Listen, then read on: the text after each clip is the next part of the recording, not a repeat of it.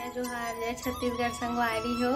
कैसे हव आप सब? तो आज के वीडियो हवा हमार गांव सेंदरी हवे ना, वहाँ राउत बाजार के वो वाला वीडियो मैं आप मन के साथ शेयर करत हूँ। मोर भाभी मन बना के भेजे है मोला वीडियो, तो मैं सोचे आप मन ला शेयर कर दूँ वीडियो ला, तो आप मन देखा और अगर अच्छा लगी मोर वीडियो है तो मोर चैनल ला लाइक शेयर और सब्सक्राइब जरूर कर। तो चला हमारे गांव के राउत बाजार ला देखा था, ठीक है।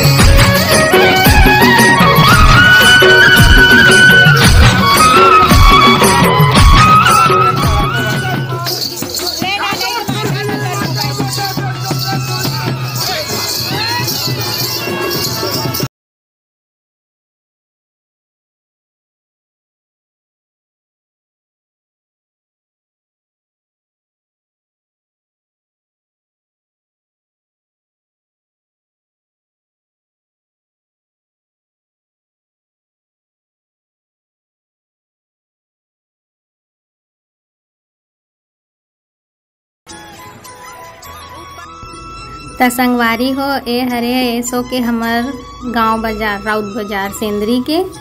तो देखा मोर भाभी मोर बहनी और मोर चाची ये मन गए हवे ना, तो मन वीडियो बनात मोर बर। मैं कहे रही हूँ वीडियो बना के भेजा मोला कही के।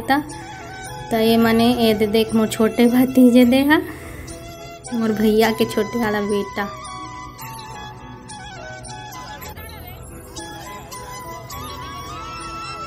दे मन सब मोर भाई भतीजे अपन मम्मी में रावा थे पैसा मांगे बा। ये हर मंझला वाला है। कितना अच्छा लगा था, मैं देखा था उसके मोल बहुत दुख भी लगा था कि मैं नहीं जा पाए। और वो हरे मोर चाचा के बेटा साइड में खड़े हो हम,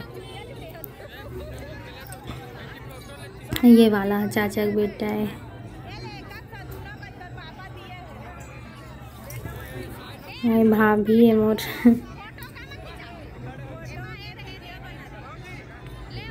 पड़ोसी भैया है। पैसा के हिसाब करवावा थे मन ला, मेला के पैसा।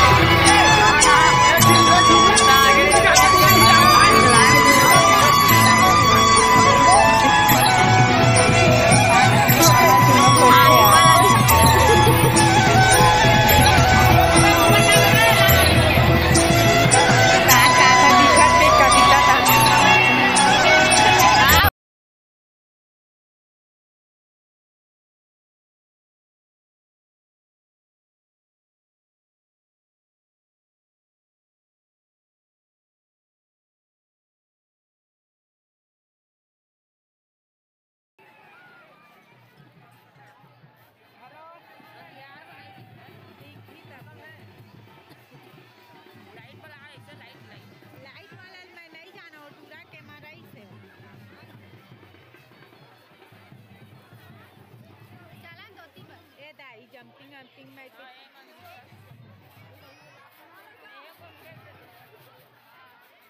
जीव हाउ